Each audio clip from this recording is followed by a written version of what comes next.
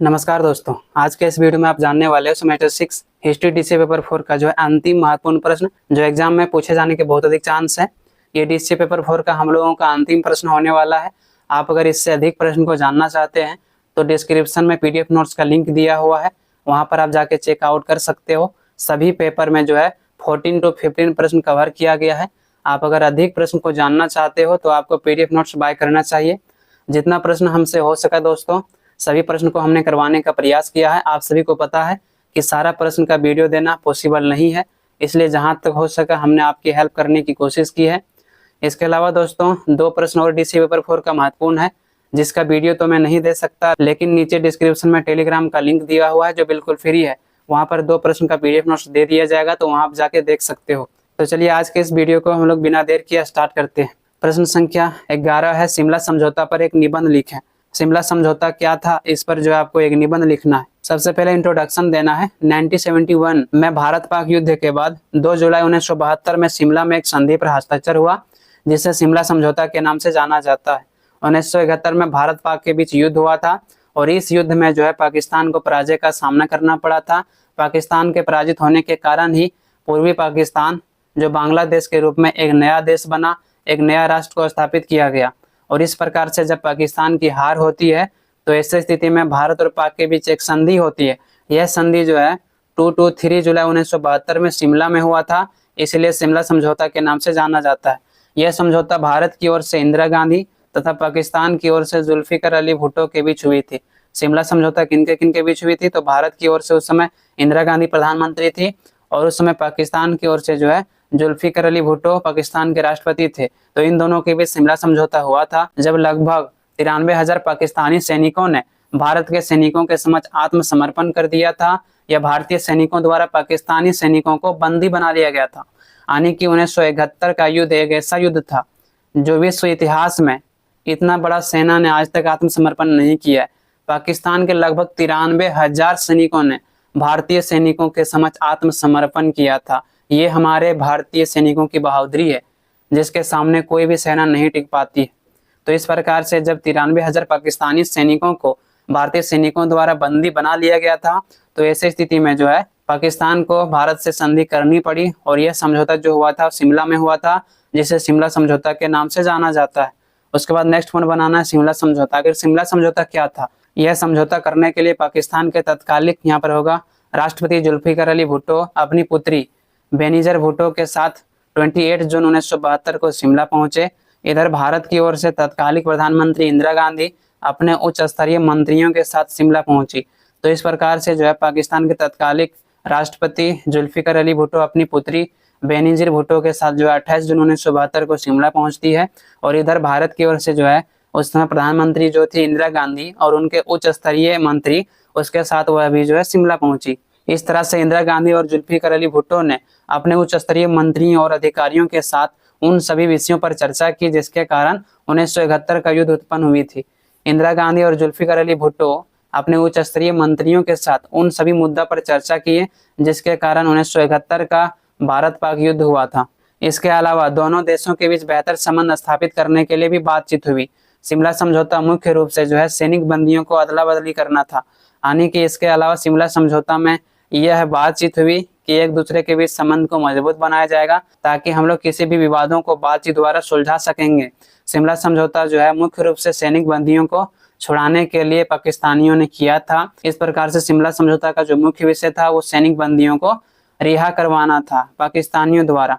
इसका मतलब यह है कि 1971 के युद्ध में भारतीय सैनिकों के समक्ष लगभग 93,000 पाकिस्तानी सैनिकों ने सरेंडर किया था। 93,000 सैनिक कम नहीं होते हैं। द्वितीय विश्व युद्ध के बाद विश्व के इतिहास में इतना बड़ा सैनिकों ने आत्मसमर्पण किया था। इससे पहले विश्व इतिहास में कभी भी इतना बड़ा सैनिकों ने आत्मसमर्पण नहीं किया था। तो 93,000 पाकिस्तानी सैनिकों ने भारतीय सैनिकों के समक्ष सरेंडर किया था, तो इन्हें रिहा करने के लिए जो है शिमला समझौता हुआ था। इसके अलावा शिमला समझौता में भारत पाक के राजनीतिक संबंधों को बेहतर बनाने के लिए भी कुछ बातों पर चर्चा की गई। इसके अलावा शिमला समझौता में भारत और पाक के बीच राजनीतिक संबंध कैसे मजबूत बनाया जाए, इस पर जो है बातचीत हुई, इस पर चर्चा की गई। व्यापार एक दूसरे के बीच फिर से शुरू की जाएगी, यानी एक दूसरे के बीच जो है व्यापार दोबारा से शुरू किया जाएगा जिससे दोनों देशों को लाभ होगी। इसके अलावा पाकिस्तान के राष्ट्रपति जुल्फिकर अली भुट्टो ने यह भी कहा कि भारत और पाकिस्तान के बीच किसी भी विवाद को बातचीत द्वारा शांतिपूर्वक रूप से सुलझाया जाएगा। पाकिस्तान के जो राष्ट्रपति जुल्फिकर अली भुट्टो थे, उन्होंने यह आश्वासन दिया कि अगर भारत और पाक के बीच कभी भी कोई भी समस्या होता है, कोई भी विवाद होता है, तो उसे बातचीत द्वारा सुलझाया जाएगा, उसे जो है शांतिपूर्वक रूप से सुलझाया जाएगा, ना कि एक दूसरे पर आक्रमण किया जाएगा, ना कि एक तरफा युद्ध किया जाएगा। इस तरह से सभी मुद्दों पर बातचीत होने के बाद इंदिरा गांधी और जुल्फिकर अली भुट्टो ने 3 जुलाई 1972 को जो है संधि पर हस्ताक्षर किए। सभी मुद्दों पर चर्चा होने के बाद जुल्फिकर अली भुट्टो और इंदिरा गांधी ने 2 से 3 जुलाई 1972 के बीच संधि पर हस्ताक्षर हुआ, जिसे शिमला समझौता कहा जाता है। नेक्स्ट पॉइंट बनाना है शिमला समझौता के प्रमुख प्रावधान। आखिर शिमला समझौता के प्रमुख प्रावधान क्या थे?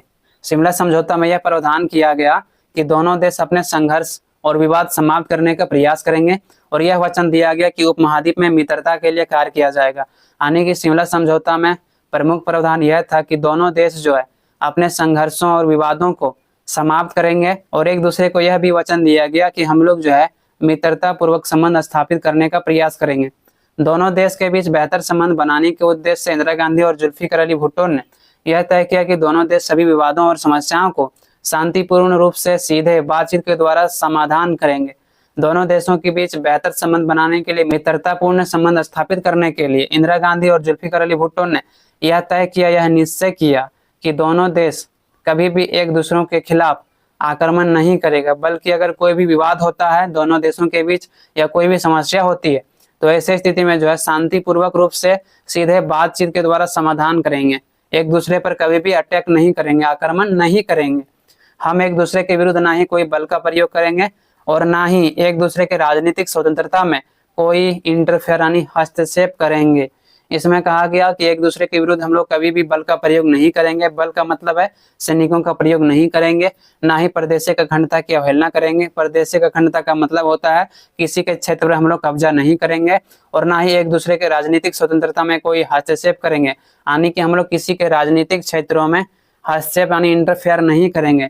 पाकिस्तान द्वारा जो है राजनीतिक स्वतंत्रता में हस्तक्षेप न करने की बात इसलिए कहा गया था क्योंकि 1971 का जो भारत पाक युद्ध था उसमें भारत ने जो है बंगाली भाइयों को साथ दिया था। इसीलिए उनका कहना था कि हमारा आंतरिक मामला था, यह राजनीतिक मामला था, लेकिन आपने हमारे विरुद्ध युद्ध कर दिया। लेकिन भारत ने जो है पहले पाकिस्तान पर आक्रमण नहीं किया था, पहले पाकिस्तानियों ने भारत पर आक्रमण किया था। ये बात तो सत्य है कि भारत ने जो है बंगाली भाइयों का बहुत साथ दिया उनके स्वतंत्रता संग्राम में।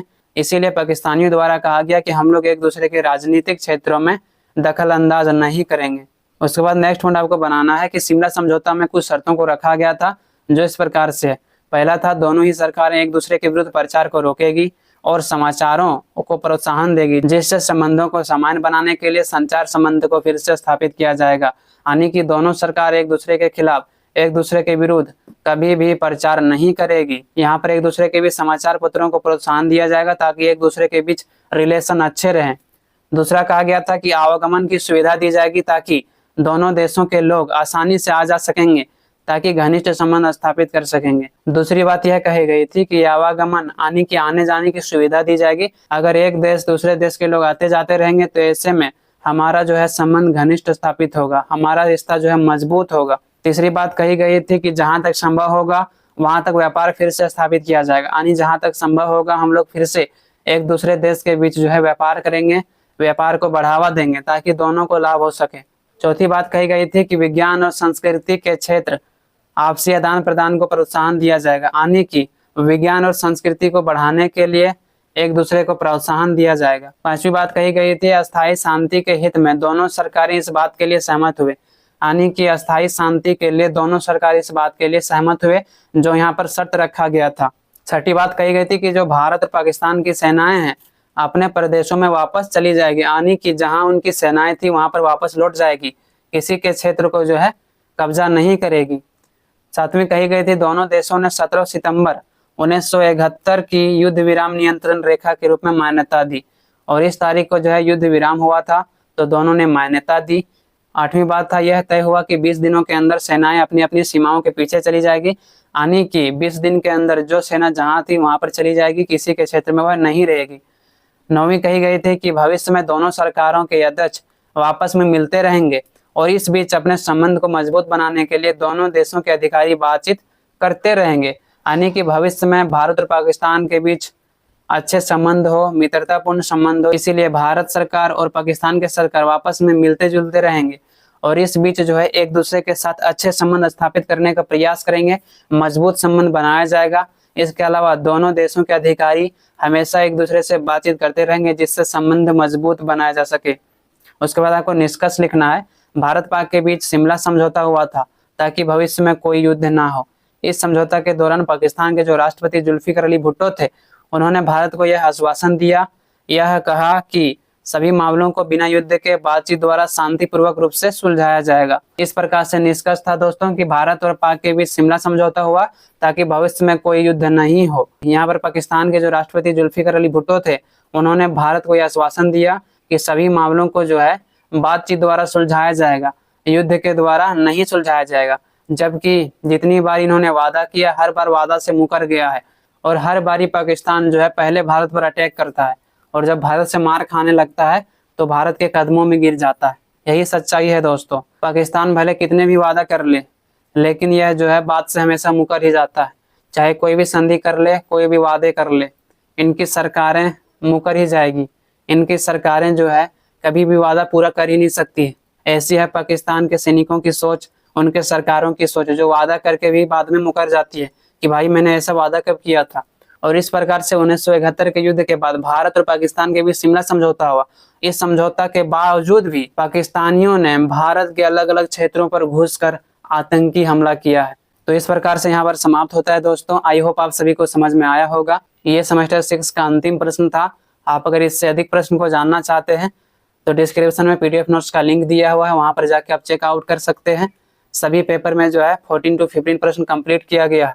इसके अलावा दोस्तों DCA पेपर 4 में जो है 2 प्रश्न और इम्पोर्टेंट है, जो Sameer research centre Telegram channel पर PDF नोट्स को देने वाले हैं। आपने अगर अभी तक समीर रिसर्च सेंटर टेलीग्राम को ज्वाइन नहीं किया है तो आप ज्वाइन कर सकते हो। डिस्क्रिप्शन में जो है टेलीग्राम का लिंक दिया हुआ है। इसके अलावा मैं आप लोगों को बताना चाहता हूँ दोस्तों, बहुत सारे स्टूडेंट का सवाल था कि सर BA के बाद हमें क्या करना चाहिए।